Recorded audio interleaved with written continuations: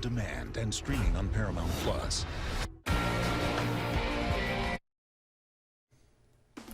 Coming up, Governor Beshear announces more than $1 million in funding to help one county recover from flooding and other projects. Dedicated to Eastern and Southern Kentucky, this is WYMT Mountain News at 11. Good evening, I'm Steve Hensley. Governor Beshear was in Eastern Kentucky this afternoon, making stops in Wolfe and BREATHITT counties. In Jackson, he presented more than $1.3 million that will go towards building renovations, playground upgrades, and repairs to an apartment building still needed after the flood nearly 1 year ago. WYMT's Madison Carmouche spoke to the governor and local leaders about the improvements. As we approach 1 year since the July flood, the governor says he is still trying to help the communities hit the hardest. Officials say the funding presented Tuesday will improve the quality of life for many. Well, you know, we've lived through several disasters lately, and it is sad and depressing, and people need the opportunity to get out and enjoy the beautiful surroundings and have safe places for the kids to play. And so the playground at BREATHITT Park, as I said, it's going to be a good opportunity for kids to get out and exercise and enjoy some fun activities. Jackson Mayor Laura Thomas and BREATHITT County Judge Executive Jeff Noble say they appreciate the governor for not forgetting our region. I'm just thankful he comes to BREATHITT County and Eastern Kentucky as much as he does, because he's interested in making sure that we get jobs. He's already working on jobs, so this is just a win-win for us today. The governor says he not only wants to make Eastern Kentucky a better place to live, but a place comparable to the rest of the United States. And that's what we were doing today, from housing and repairing housing damaged by the flood, to better parks, to better jobs, where we started the day with 70 more jobs in Hazel Green, in Morgan and Wolfe counties. Today we are showing our commitment that the people of Eastern Kentucky deserve the very best.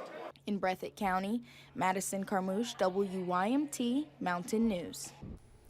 As the governor mentioned, he also made a stop today in Wolfe County at Lion Apparel. The Wolfe County facility is responsible for manufacturing the fabric used in first responder protective gear across the nation, and this location has experienced growth during the last year.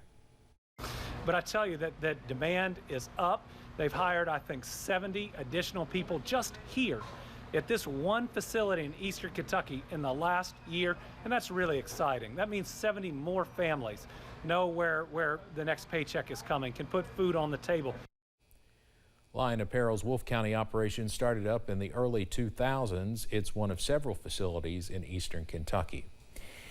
We've reported on the killings of several police officers in our area in recent years. Now Attorney General and gubernatorial candidate Daniel Cameron is calling for the death penalty for those crimes. Cameron made stops in Louisville and Lexington today, sharing his new public safety plan. Cameron calls for the passage of a statewide wiretapping law, mandatory DNA collection for arrests on the most heinous crimes, the addition of a new KSP post in Louisville, and giving the death penalty to those who kill police officers. Cameron says he believes his safety plan will have a direct impact on the safety of Kentuckians and the morale of the state's law enforcement community. But Governor Beshear says he's already helped Kentucky officers in real ways. Public safety is the first responsibility of government. When we don't have safe streets, our economy and our schools suffer. Every Kentuckian has the right to live and move freely around their community without fear. As governor, I've not just talked about supporting law enforcement. I've gotten our Kentucky State Police the largest raise they've ever gotten. Daniel Cameron wasn't there, didn't push for it. Cameron's plan also includes blocking civilian review boards from getting subpoena power, reforming the state's parole board, and increasing penalties for drug traffickers who kill Kentuckians. The Commonwealth has its largest budget surplus in history. The state budget director says general fund receipts were $15.1 billion for the fiscal year that ended June 30th. Revenue outpaced the spending plan by more than $1 billion for the third year in a row. There was double-digit growth in sales taxes. There was also increases in business tax receipts and from higher property tax receipts. The message from the budget director about the surplus said the underlying reason for the strong revenue growth is more jobs and higher wages. It all came despite the fact that Kentucky has started phasing out its state income tax, and not surprisingly, both Democrats and Republicans taking credit for this today.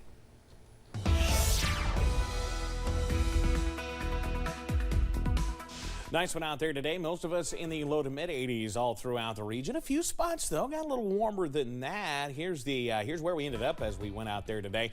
How about mid 80s? Jonesville 86, 85 Middlesboro, 88 in Harlan. We got there at one point, I believe, up in Irvin as well. So it was a warm one out there today. Temperatures around the region right now already seeing some low to mid 60s out there. Still some folks, some stragglers in the 70s. So we'll continue to drop those temperatures through the overnight. Yeah, this is in motion. Just not a whole lot on satellite and radar. So as you pour that bowl of breakfast cereal in the morning, may I recommend frosted weather wheats into the low to mid 60s as we head through the morning hours with plenty of sunshine. But how long will that last? I'll have the details on that in a few minutes. Steve? All right, Evan, thanks. A warning to parents tonight from the Fayette County coroner after the drowning of an 18-month-old from Breathitt County. The Lexington Herald reports Elena Johnson was taken to UK hospital after a drowning incident in Breathitt County. She was pronounced dead at UK. The Fayette County coroner is pleading with parents to keep watchful eyes on their children and make sure they have flotation devices to prevent another tragedy. Johnson's funeral is set for tomorrow in Jackson. One man has been found alive, but another is still missing at a southern Kentucky lake. The Laurel County Sheriff's Office had a missing persons case on Gary Bowling, who's been found safe. Search and rescue crews are still looking for a 51-year-old man who disappeared at Laurel River Lake near Corbin. Officials say the man's friends saw his life jacket, but not him. He's 51. He was out here with his buddies trying to fish, and he happened to jump in and just didn't come back up. We do not know the circumstances of what happened with the other 63-year-old man who had been reported missing this week, just that he is now safe. One of Kentucky's largest automotive supply companies, Hitachi, is expanding in the state. The company says it will expand its Madison County operation with a new $153 million investment in Berea. It's expected to create 167 new jobs. The company says its new expansion is a result of increased market demand for electric vehicles. An organization in our region is aiming to keep students interested in the nursing profession in eastern Kentucky. Shaping Our Appalachian Region, or SOAR, is hosting a 2-week camp at the University of Pikeville. Students will have a college-like experience while learning from healthcare professionals. Pikeville High School student Holly Ramey says she wants to eventually provide medical care in her hometown. I'm planning to gain on a lot of knowledge on stuff that I'm really wanting to learn more about, even in college, even whenever I turn an adult, and I hope that it sticks with me and that I can just possibly and keep helping people's lives. Holly also says she wants to attend the University of Pikeville and get a degree in nursing with the goal of becoming a nurse practitioner.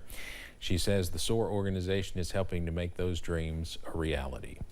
SOAR is also looking for speakers to apply for a 10 talk at the Corbin Arena. It is presented by the University of the Cumberlands. The SOAR website says 10 minutes, 10 slides, and you is a chance to share ideas about the region. The deadline to apply is August 21st on SOAR's website. This will take place at the SOAR Summit in Corbin in October. Some school districts are providing students with free school supplies this fall. In Floyd County, 5th through 12th grade students will be given computers and backpacks. Officials say the money comes from elementary and secondary school emergency relief funds and community groups like ARH. The free supplies will be handed out to students the first week of class. The University of the Cumberlands in Williamsburg is offering a new degree in social work, and they are now accepting students. Students will spend 60 credit hours in class. They will also spend 400 hours learning in the field alongside experienced professionals. Free informational meetings are available online. The next meeting will be Thursday at 7 p.m. The 2023 Pike County Sheriff's Day Camp kicked off today, bringing the boys to spend time on some boats. Day one for the county's kids started at Fish Trap Lake, where the campers spent the morning fishing with deputies, Fish and Wildlife officers, and the Army Corps of Engineers. The camp, which continues during the next 2 days, includes horses, swimming, fishing, and more, inviting students from the county to be part of the sheriff's schedule of summer fun, and those involved hope to see their rosters grow next year. Next year, we'd love to see a full slate of guys. I mean, if we get up to 20 and then there's 25 sign up, we're going to take 25. We're not going to turn those kids away. The county's registered girls will be part of next week's camping schedule. Coming up on Mountain News at 11, catastrophic flooding is impacting communities across Vermont. Some are calling it the worst flooding in nearly a century. And heat on the way, but what about the potential for some storms ourselves? Those details in a few minutes. Every 40 seconds, someone in the U.S. suffers from a stroke. Do you know the signs?